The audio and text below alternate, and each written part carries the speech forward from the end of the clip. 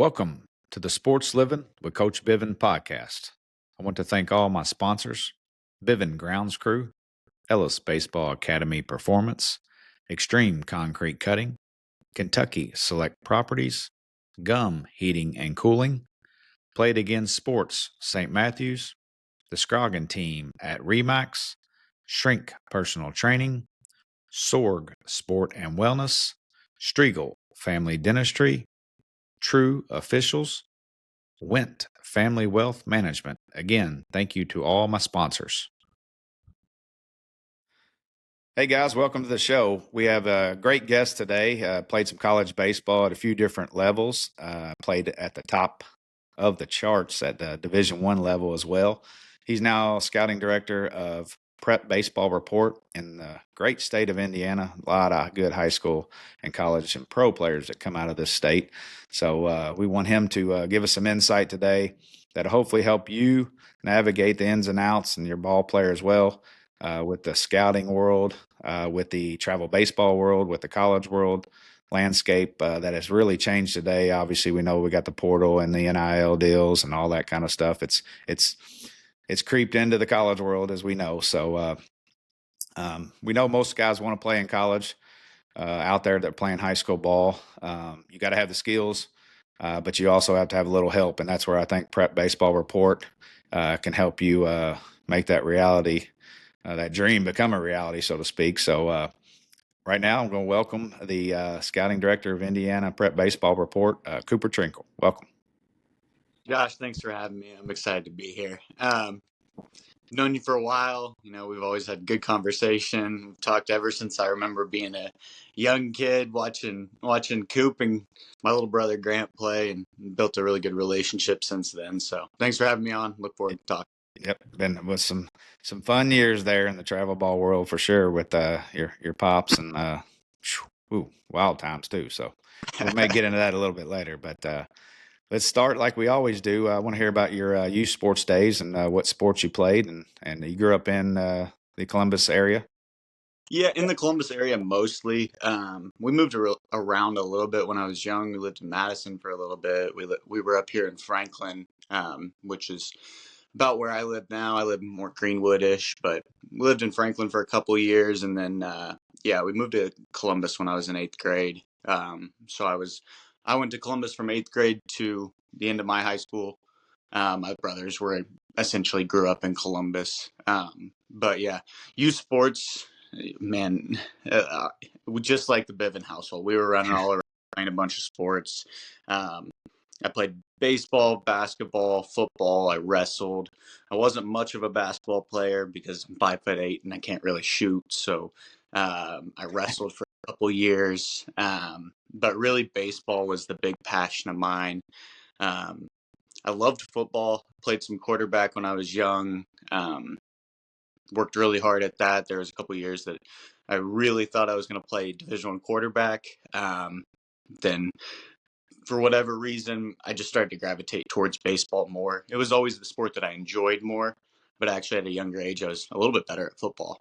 But once I started to get into baseball, I remember Grant made a travel team whenever he was, I think he was 9 years old or 10 years old. And I was just kind of playing locally. I made a travel team when I believe it was 13 years old. And that was kind of what kickstarted me into, hey, maybe I can, if I work really hard at this, I could be all right at it.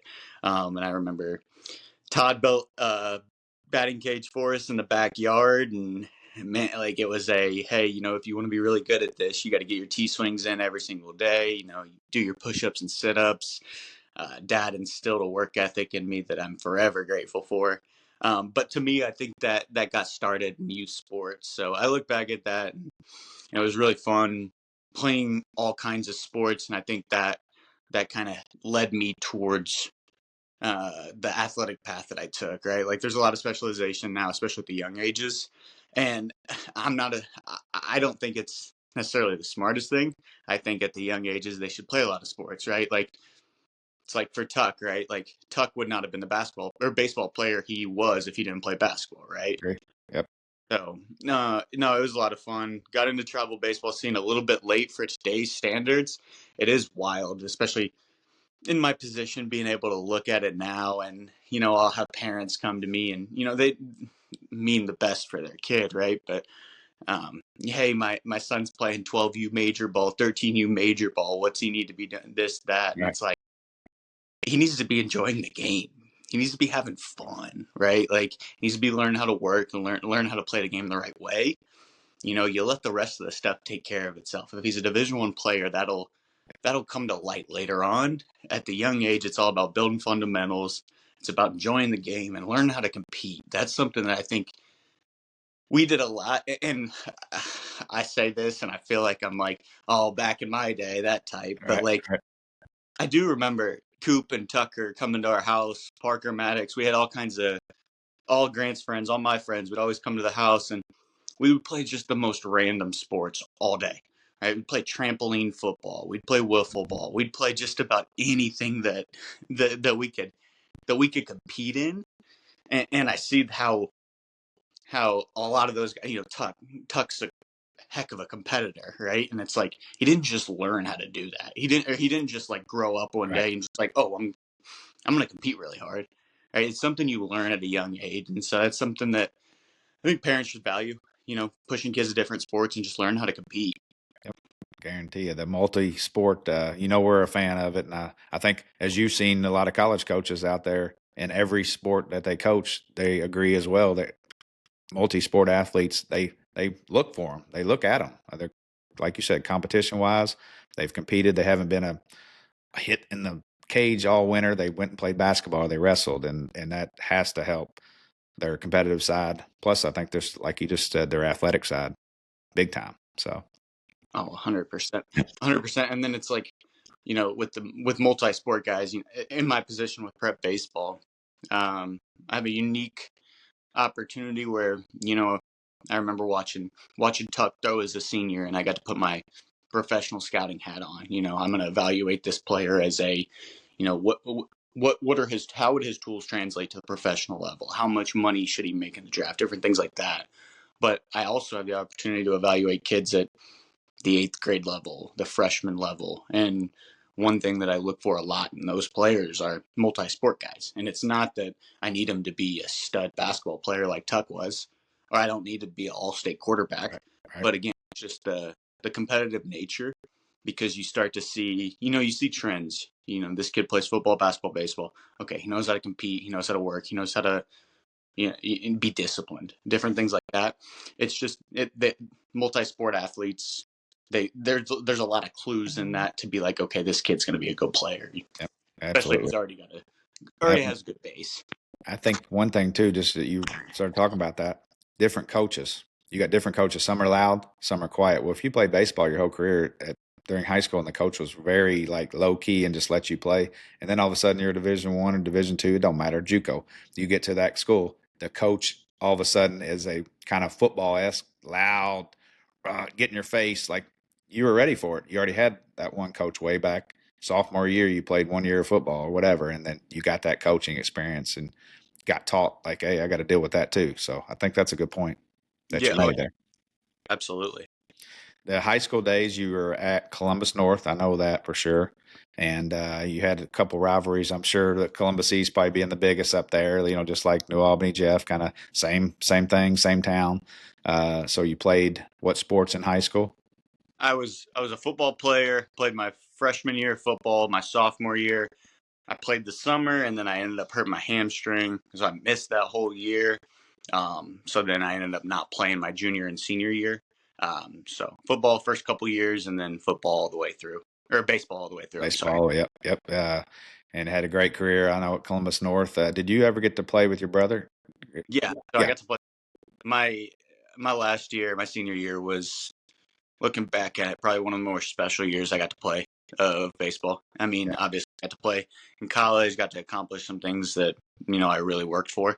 But my senior year, man, it was really cool because that was the only time, other than like one inning, I remember in travel ball when I was right, like 14, when Grant got to play with me. yeah, Uh, it was the one time I got to play with my little brother, and it was yep, truly special. yep. We had a good team, and we ended up going to the Final Four that year, so I made it even cooler. Oh Uh, yeah, I'm getting goosebumps thinking about it, man. Yep, yep, Our run, I had a couple big hits down there in the regional championship, and Grant did as well. yeah, And yeah, like that's something that yeah. it'll always carry with me. Oh yeah, One of the best ever.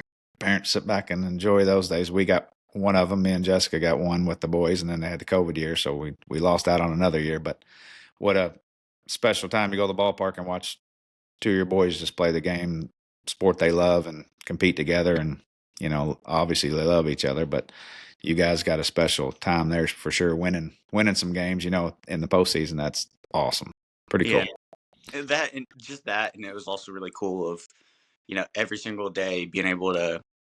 I felt like I was the leader on that team. It was something that I took pride in, and so every day I had Grant behind me, and Yeah. carrying the batting cages, weight room, everything like that. And those are the days that really stick out with me. All the days at the field, all the days that we put the work in. That those are the days I miss the most now, just because we don't get to hang out as much. But those days I value a ton. Look back at it, some of the more special days I got to do as an Awesome. athlete. That's awesome. Really cool. You knew at some point in high school, I don't know, you tell me when, you knew you were going to be able to play some college baseball, and then you went on to give us a little story of your college baseball career. Yeah, so it would have been about my freshman year or so. I talked a little bit about how I love football when I was young. I remember when I was in 8th grade, my varsity baseball coach told me, "Hey, there's an opportunity for you to play varsity immediately." I went to a 4A school, so for me that was something that, oh, okay, I could play varsity. Yeah, Like I could be all right at this, right? And that year as well, I made the Indiana Prospects, which back in the travel, that was back that before was there it, were right? Yeah, 50 travel teams all around. It yeah, was kind of Bulls, it was the Outlaws, it was Prospects, it was the Nitro, and that was kind of the Ironmen down in the South. yeah. Um, so I made the Prospects. We had some good players on that team, so that was when I started to realize, okay, maybe I could do this at the college level. Um, I got into high school around my sophomore year was when my recruiting process started, and that's when I didn't really know what level I was going to play at, but I started to be communicated with by some Division I coaches. So that was the goal for me at the time. As I kind of progressed, I had a couple schools I talked to for a while. Ended up my junior year, West Carroll at the University of Evansville.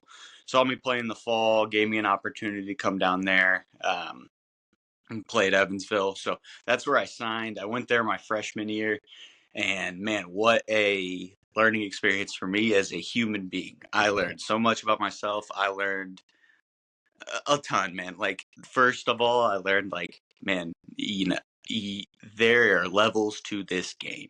I remember being a senior in high school, and I hit 470 or whatever. I was a good high school Yeah, player. yeah.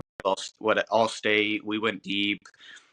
I thought I was going to walk into college Right. baseball, take that thing by storm. And I remember getting there in the fall, and I had a decent fall, but it was kind of looking around and was like, oh, I am not the best player on this team, right? Like, I was wrong there. And then once we got into the spring, it was like, oh, we're facing dudes throwing 92, Yeah. 95, and I'm getting my doors blown off. And this is the first time that I look up and I'm like, oh my gosh, I'm hitting under my body weight. And, a lot of things spiraled for me at the time, but it also, like, I got about a month in of feeling sorry for myself that, oh, I got benched and I'm not playing. And Right. then I kind of picked myself up and said, this is not where my career is going to end. Whether or not I ended up playing high level Division I baseball, professional baseball or not, like, this is not going to be the end point for me. So I at that time I decided to transfer to John A. Logan. Um, it was a junior college in Southern Illinois, and a little bit of a tangent here, but I don't think the junior college level is respected enough, especially in Indiana, like it should be. Yep. One, because I don't think we are. I don't think people in Indiana understand what junior college is, just because we don't have as many. Right. Right? You look Right. over in Illinois, and there's Wabash Valley. You got Parkland. You got John A. Programs that compete at the national level, at the junior college level, consistently, year in, year out. Right? Now over in Indiana, we have Vincent's, but really Yeah. it's not as big as what it is over there, and so our guys kind of scoff at junior college. And man, I look at what I was able to do in the the summer after I left Evansville, and then once I got to junior college, just the work I was able to put in, the changes I was able to make to my body. Coming out of high school, 165 pounds, ran a 6'8", was had some power but not a ton. Got into junior college, put on about 15 pounds, ended up running better. Now all of a sudden I'm 180, 185 pounds. I'm running a 6'5", finally hitting balls out of the yard. And then, my recruiting process sped up a little bit. I had some opportunities out of junior college I never thought were imaginable for me. Some schools were picking up the phone or calling me, and I'd be like calling my dad after, like, hey, I just talked to Yeah. X University. I never thought I'd be able to do that. So then after my time at John A., I got the opportunity to play at IU. For me, lifelong dream. As an IU fan, I remember being super young, watching IU basketball, and dreaming of wearing crimson and cream. So I got the opportunity to play there. Unfortunately, that was the COVID year. We got about 15 games in. I had earned a starting role by the time we finished up, or by the time the pandemic hit. Right. But then, obviously the world ended up shutting down.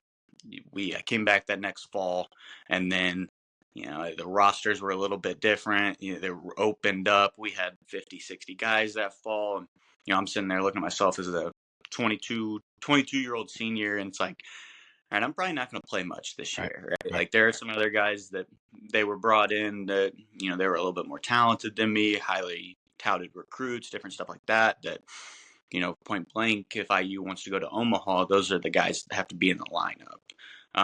So for that, I ended up playing my last year at St. Leo, which is a Division II in Tampa, Florida. And that was another huge learning experience for me because, again, like, after I left IU, I'm like, okay, I'm coming from a Big Ten school. Like, I'm going to go to this Division II school, and I'm going to hit 400. And then I got down there, and I'm like, well, like, half of our starting lineup would start at IU. I look back and, like, Jimmy Burnett's the guy that he's pitching in the Toronto Blue Jays organization now. He was our Friday starter at St. Leo, and it's like, man, like, this guy would have been in our rotation at IU. And there were a couple other guys that are still playing pro ball on that Leo team. And so, man, my college experience was very atypical. I went to 4 schools in 4 years. I was part of the transfer portal fad before it ever happened. Right. But I also look at all the things that I learned from that college experience and how I can carry it into what I do now, the mistakes that I made and the things that I learned. And, it really helps me with what I do now with prep baseball of, I'm advising kids on a daily basis. Kids are calling me, hey, I had a couple different offers. I don't know how to differentiate them, or, hey, I want to play at this level. What should I do in order to get there? Or, there's sometimes I have to have conversations where it's like a kid say, hey, I want to go play at Louisville. And it's like, listen, buddy, I hear you out. I wanted to play at the highest level I could too, but it's about the experience, man. It's not about playing the game at the highest level that you can play. It's about maximizing your potential, right? And so my experiences throughout college, it really just helps me with what I do now. And, I take it all as a learning experience. I wouldn't trade it for the world because it was so unique and I got to learn so many different things. Yep. You're right. It's experience. It's learning things and getting ready for life in general. I played for 4 coaches in 4 years of college. You're talking about some yellers and some quiet coaches and some really not do much but take some BP and in and out and go home for the day and then come back and play some baseball games. That was probably my most fun year there, the last year at IUS. But played for Rick Parr there, but that was like his style. He played pro ball, AAA baseball, roommated with Wade Boggs, and that's what you do in pro ball. Take some BP, take some in and out, and go play some games. So that was a neat experience for me. But back to the college sports in general, the JUCO level now is becoming huge, and I know you got to play there at John A. Like, what's your thoughts on the college recruiting process in baseball now, since especially next year, the 34-man roster from 40? Like, give a little insight to the parents or kids out there listening that I feel it's a huge start. I'll let you take the lead. It is. And again, it's way different now than when I came through. I remember coming through when I came through. there was really no restriction on how early a player could talk to a coach. Right. And once I got into PBR, there the first couple of years, it was still kind of the Wild West of recruiting, where coaches could go recruit 7th and 8th graders. There's a rule put in place 2 years ago that kind of ended that and said, okay, NCAA institutions are not going to be able to communicate with a high school prospect until August 1st of their junior year.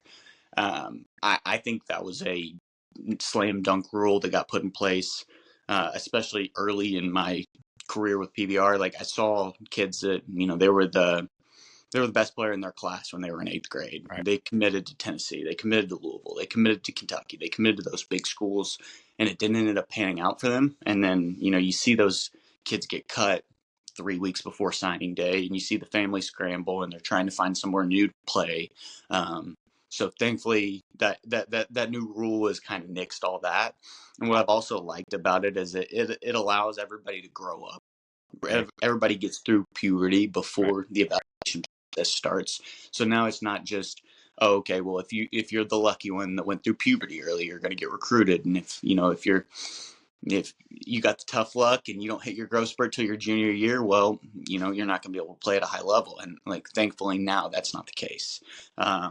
So now it's different. Obviously, like you talked about, 34 man's coming into place, and so the rosters at the Division I level are going to be condensed. Now, it's unclear at this point whether it's going to be 34 at the fall, where there's 34 guys and that's the 34 you get, or if there's going to be a little bit of the old rule of like, okay, you can bring in 45 guys, but 10 or so are going to be red shirts, just to cover the coach's bases. Just, if you have 35 guys and your Friday night starter gets hurt and you have 2 catchers that go down, you're in a tough spot, right? Yep. So, for those coaches, I do understand why they would want to have, some guys that they could fill in that event. But, really what it does is it kind of condenses the Division I roster. And so we're going to start seeing a little bit less opportunity out of high school for Division I players.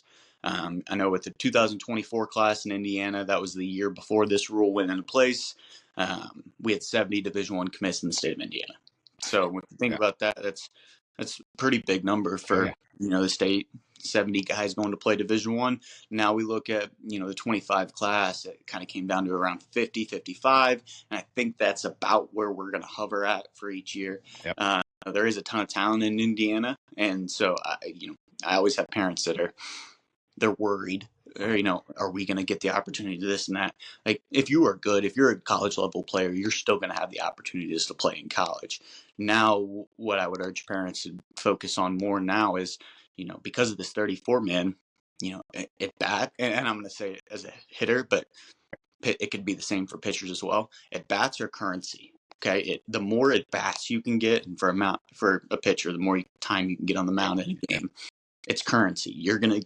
The more at bats you get, the better you're going to get. And I saw that within my career, especially my summer after my freshman year. I went and played in Du Bois County and got 150 at bats, and it was just like, I got so much better from at bat 1 to at bat 150 that, that's what I would urge parents to care more about within the recruiting process, is going somewhere where you have an opportunity to play. And the junior college level is going to start to get a little bit more notoriety because of all this. Obviously there's less spots at Division I level. So kids are going to see, oh, okay, I can go to John A. Logan, play 2 years, get 200 at bats each year, and then all of a sudden I can pop out and I can immediately go impact the game at the Division I level. Absolutely. Where the same player might be like, you have the opportunity to go D1 out of high school, but all right, you're going to be a red shirt your freshman year, your red shirt freshman year, you're going to platoon, you're going to maybe get 50 at bats, and then now your redshirt sophomore year, you have that opportunity to earn a starting role, but it's like, you got 50 at bats. This guy got 400, right? So it's like that's something that I think parents should value. And you talked a little bit about coaching style, and that kind of bleeds into my other point that I always have with guys whenever I'm advising them through the process. The first question I always ask kids is, what do you care about out of this experience? Tell me 3 things that you want. Okay. And it's different for everybody. Some kids will tell me, hey, I want to play pro ball. Okay. Well, you need to go find a coach that develops players that helps them get to professional baseball. Go to a program that year in and year out, no matter if they're 500 or they go win the conference, they're going to put draft picks out. Same goes for, I have some guys that are like, yeah, I don't want to go too far from home. Yeah. And then at the other end of their mouth, they're like, oh, yeah, but this SEC school called me. And I'm like, yeah, but you just told me you don't want to go far from home. Like, Yep. is that a fit? Like, stay Mhm. close to home. Go to Louisville. Go to IU. Go to Notre Dame. I'm leaving out some really good programs in there, but Yep. just using those for Stay example. close. Yeah. Right. It's just depending on what you want, same deal of, you want to be an engineer. Well, you should probably go to a school that has a Has it. good engineer That's school. right. You know what I mean?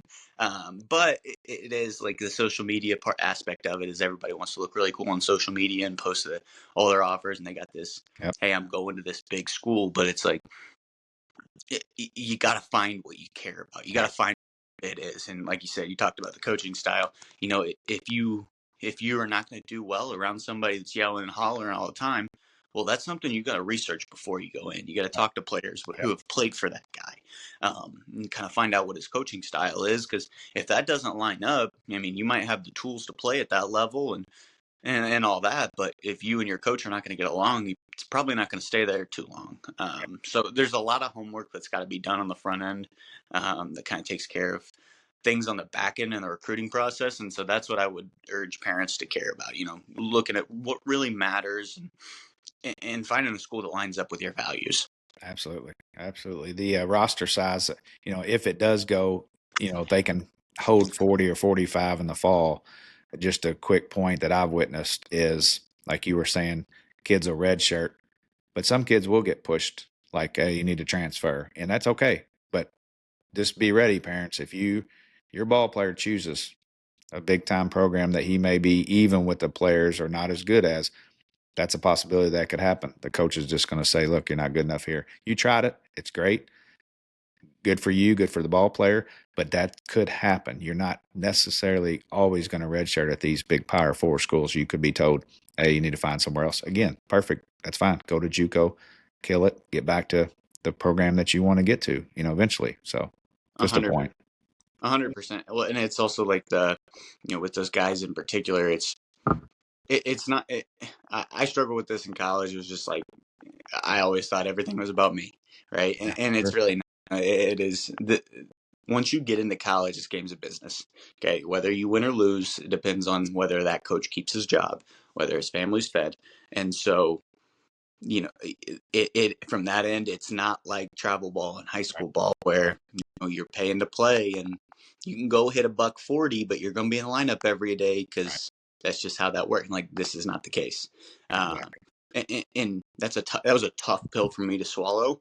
But it also is again another thing that I can carry on to life of like production is something that matters. You have Yeah. to be able to produce in whatever role you are in your life, whether it's what I'm doing right now with prep baseball. I have to be able to, you know, make sure that I'm covering all the guys that I need to cover. What I'm getting guys to showcase that need to be at showcase. I'm producing with my job. I also do hitting lessons Yep. in the winter, and I love player development. And it's like if I don't get kids any better, they're not going to come back to me. Right. Right. Right. If Yeah. a kid goes and he works with me all winter and he goes and he hits a $140 in the spring, probably not getting that guy back, right? And so, that's kind of where I can kind of see, the equivalent to, once you go to college, Yeah. it is a business, and you got to produce. And unfortunately, if you don't, you might be told, hey, you got to find a new school. But again, I would also lean on my freshman year of I didn't produce, and I Yeah. had to pick myself back up and go get it done in junior college. And so I think that's a learning experience a lot of kids can kind of see. And not everything is the end all be all. It's all about picking yourself up and taking that next Absolutely. step if that's your. Absolutely. Absolutely. That leads us into like, this is your career from right after college. You started with Prep Baseball Report, and I've had a few of the younger, guys that have went into baseball immediately. We had the grad assistant at Louisville on, Dylan Hoy, and I've had a high school head coach who went to college to help coach right after he played college ball. Now he's a head coach at New Albany High School. Ian Ellis got done with his playing days in college and went and started a speed and agility and strength business for basically guys who want to play college baseball or college sports at the next level. And then even Ben Real, he's an older guy, obviously coaching Bellarmine University Division I level baseball, but he got the Indiana University Southeast job right after college, 23 years old. So like any of these guys, go back and listen to the podcast and take some advice from those guys, and especially from Cooper, just like we're getting ready to get into the prep baseball report, the scouting world. Um, it's something that you can use as a tool as these parents and these high school kids to get some information from them. And this is awesome, Cooper. I appreciate you coming on. And so right after college, you went with Prep Baseball Report. You are the state of Indiana scouting director. I know I've seen you for years at ball games, but you do so much stuff behind the scenes. Let you get into that a little bit. Yeah, so it was a really cool opportunity. For me, it kind of started in high school. Prep baseball was not was not what it was now, or what it is now whenever I was in high school, but I remember being such a fan. It was something that I ate up. I loved being able to look on there and, see where all my buddies are, I was ranked, and see all this different stuff like that. And it was really cool. It was something I just really caught my eye when I was young. And it wasn't just like I loved all the publications. Like at that time, Baseball America was big. I Oh yeah. remember going through Baseball America magazine every single time we would go on a trip. That was always the magazine I wanted to get, because I wanted to look through all these prospects and look at it. It was just something that was really cool to me. Yeah. Oh, yeah. Now flash forward, COVID summer, I was supposed to go play in the Northwoods League, and obviously because of the pandemic, that league shut down. That year, the Cape was shut down, and the Coastal Plains was shut down as well. Gotcha. So it was a really, really cool league that ended up popping up because that was Grand Park Summer League. I got to play with. It was really cool. I got to play with guys that I played with all through high school. Yep. Like, some of the guys from your neck of the woods. Timmy Borden was in there. Some Dalton Rushing from Louisville was on my team. Prosecki, like Henry Davis was in the league. So it was a very, very competitive league. Looking at it from who's playing professionally now, I think something crazy like over 25 players from that league ended up playing professionally. But that was something that Phil Wade, Blake Hibbler, the guys at Prep Baseball put together at that time for those college kids. And so they kind of parlayed it with, hey, if you want to cut your player fees in half, you can work for us for the summer. And so I started working for them. You were just doing showcases, taking videos, this, that, and the other. And I loved it. I loved it. It was really cool. It was really gratifying to me to be able to get information out on players that I knew, wanted to play at the college level. So I loved that. Went and played my last year of college, and then I came back, and frankly, I did not know what I was going to do. I mean, for me, it was always like, oh, I'm going to play in the big leagues. Like, that's just how it be, right? Like, that was my mindset. But whenever that dream did not come to fruition, it was like, okay, what am I going to do next? Yep. Fortunately, there was a position open with Prep Baseball at the time. Phil Wade gave me the opportunity to kind of do what I do now. And, I didn't have the responsibility that I have now when I first started, but he let me kind of gradually build into where I'm at now. So it was something that man, it was really cool. And it's a job to me that's really gratifying. The opportunity that we have to be able to travel throughout the state, find players that want to play at the college level, and expose those players to college coaches. It's really special to me, right? Like I go see a player that plays for Forest Park, right? You see him, and you find him before nobody else knows him, because the colleges aren't out and they're not looking for him yet. You find him as a freshman. He's got all the ingredients of like, oh, this kid's going to be a really good player. And then 2 years later, that guy ends up committing to a Power 4 school. And, for me, it makes me feel good, because it's like, man, that like, if I didn't get that video out, if I didn't call that coach, if I wasn't communicating, whatever, maybe that doesn't happen, right? And so that's something that really drives me as I'm going every single day, right? Like, I was from Columbus, and I remember the stigma when I was in high school. It's like, oh, you're not going to get seen if you're not from Indianapolis, or if you play for these big travel teams or different stuff like that. And that's something I always have in the back of my mind, especially when I'm going out and going to see kids. It's like, where's that guy that I can find that nobody knows about that's the next star? And I give you some examples of some kids that ended up seeing that have gone on to go do really cool things. But overall, I think the product that we provide is second to none within the industry. We have our showcase events, and it allows players to come in, get their metrics updated, have a profile where we're always constantly updating that with updated metrics. I'm going to see them in game. I'm putting game metrics in them. I get calls from college coaches on a weekly basis, daily basis of, hey, I saw this guy that you put out. What'd you think of him? Hey, I Nice. kind of liked him when I saw him. How was his breaking ball? Different stuff like that, right? Awesome. And so we don't only just, hey, you come to our showcase and that's it, right? You're going to pay this amount of money and you're going to come to the showcase and then we're never going to talk to you again. It's really not the case, right? I look at it as constantly of, you're going to come to our event, you're going to get these metrics, but we're also going to help you on the back end that, I'm going to come to either myself or our area guy Kellen down in Southern Indiana. We're going to come to your New Albany game and we're going to watch you pitch in game. We're going to watch you hit in game. That way we can start to marry what we see in showcase with what we see in game. And then when college coaches do call and they ask about you, I can give them real information. It's not just a fabricated, well, I did see him at a showcase and he had tools, so I think he can play for you. And it's like, no, man, like I've seen him at a showcase since he was in 8th grade. I've watched him grow up. I've watched him take 20 at bats in game. I've seen him hit velocity. I've seen him spit on good breaking balls. I know he can play for you, right? So that's for me. I really want to do my due diligence always to make sure that I always have the right answers, or at least an educated answer to give someone, right? I see a kid in 20 at bats and he may suck, and I may think he's not as good as what he is, but it's at least I still did the work to put in. I did the work to be there and see him and do my due diligence so I can give an educated answer. Absolutely. Quick hitter here. Louisville is hosting Florida State this weekend. 3-game series. What percentage of the players have a scouting profile? Because I know it's high. I just want to hear. Yeah, I mean I don't care if it's PG. I don't care if it's PBR. I'm going.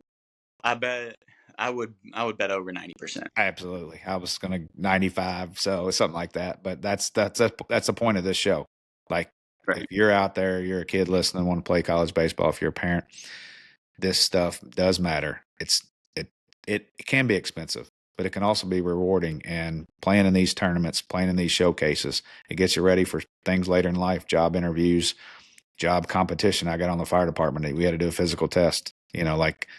You compete to get that job, and that's what you're doing when you go out to these showcases. You're standing next to 20 other kids who are pretty daggone close to you and taking some BP and some ground balls or fly balls, and you got to compete, and you get your profile, but then you go to the games, and that's what you guys do so good. I've seen you so many times around the high school games basically over the years that you guys seem like it's not the small market, because PBR is unbelievable over the national scene out there. I mean, you got guys all over the place watching kids at the high school level, but this kind of compacts it to each state. And you guys, what you do for, kids in the state, videoing them at games, like you just said, talking to coaches, college coaches coaching the baseball game. Our coach, who's the recruiting coordinator, coaches third base 4 games a week, and then has to be helping at practice. So again, thanks for all you guys do, but it's just huge. You got naysayers out there. Obviously you got me, a supporter of this big time, but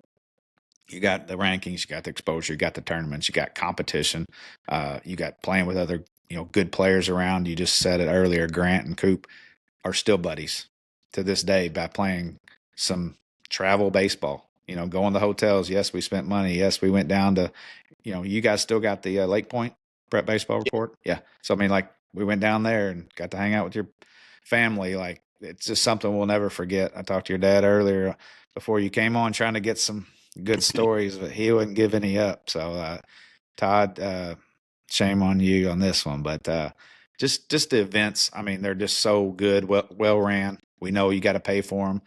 Even back in the day, I was like, man, I don't want to pay all this money to go to these things, but it does get that profile. It does give you video. That college coach who doesn't have time just gets on your all site and watches those videos, and then coordinates with you guys, like yourself, with being the scouting, coordinator or head of the Indiana area. So he's going to talk to you, and like you said, you feel good about it, but you're also helping kids get to that next level, and really appreciate that. even if they don't end up playing college ball, they got that experience and they had that fun and they got that exposure to competing with other kids and then like I said in life in general, going to get a job, whatever, they're ready for it. So it's more than baseball. That's what I always say. It is. It's more than baseball, but it's also, I look at the investment part on the front end that, you're going to put in $300, $400 to go to this event. I look at it of, okay, well, you can make your money back in tenfold.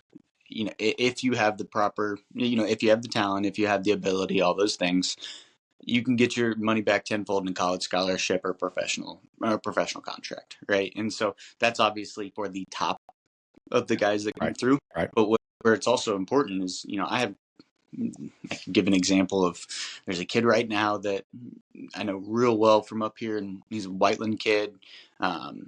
He came to one of our events as a junior in high school, and he was 6'2", 150 pounds, soaking wet. He didn't run well. He didn't hit well. But, you saw it, right? And you saw that it could be good if you Right. put on state, and, how it's transformed now. And he's getting calls from schools that, he never thought were imaginable. But I guess where that story comes from is, I have those schools talking to me now, and they're like, well, where'd you see this kid for the first time? And I was like, well, he actually came to our event for the first time, and I didn't think he was very good. Right. But it's the progress that he's made in the 2 years. And then that coach can go, okay, well, he's gotten better in this amount of time. That leads me to believe that he's going to continue to get better, right? Like, he gets in the weight room and all of a sudden he's shown progression. And then, he's matured his approach and he showed progression, right? And so that's another thing that I think our showcases provide value to is, we see you as a freshman and then we see you as a sophomore and then we see you as a junior, and then you end up committing to that school. So it's like, you showed that progress. Yeah. Yeah. And the coach didn't have to see it, right, with his own eyes, right? Right. Because Yeah. you can see it in our profile. You can see it with the tools that have, he ran a 7 flat, now he runs a 6.6. He hit the ball 86, now he hits the ball 96, right? Like, they can see that. They don't have to physically witness every single step that you go through because we provide that information for them. Absolutely. Absolutely. So that's another thing that I think that we do well is we provide a snapshot of the high school career. Gotcha. No, that's awesome. I want to give you the floor again in closing. As a former high school and college ball player, can you tell the current players or parents out there listening that they got a middle schooler or high schooler and they want to play the game at the next level or just enjoy the game in general and get better? Like, give us your little 2 or 3 little snippets on what they can do as a middle schooler or high schooler at this point, besides go to PBR event. I know that's going to be in there. No, I'll take it more on the end of like what you have to do to provide, like, to get yourself ready, or what you need to do to be there physically, mentally, all that stuff. First thing I would say is invest yourself in the game. Like, love it, take it serious. If it's something that you truly, truly want to do beyond college, you have to treat it like a job, because once you get into college, it's going to be like a job. Now, I'm not saying the player that's the only thing they ever have to do is baseball, right? Playing basketball can help you play baseball, right? Playing football can help. These different things can help you. Now, what you do need to do is you need to get yourself with a quality strength and conditioning coach, and you need to enhance your body. If you look at college, I'm sure you could attest to this. You watch Louisville play; those guys are athletes.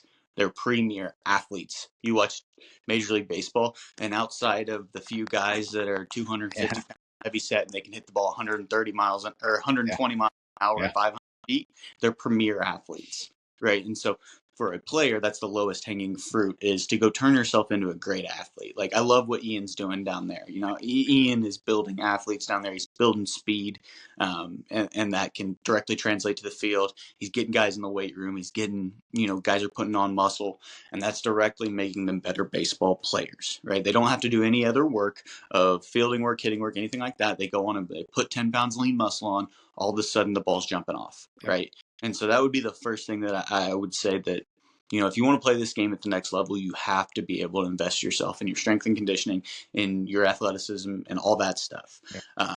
Secondarily, I think, and not necessarily secondarily, but the next thing that I would say is players need to take ownership of their process or some kind of what they're working on, right? Like once you get into college, you're not going to find a college coach that is just going to magically make your swing better. You're not going to find a college coach that's just going to magically teach you how to pitch and throw strikes all of a sudden. If that's something you care about when you're a freshman, you're a sophomore in high school, you need to start to understand your swing. You need to go do the work. And my dad took me and Grant to hit every single night.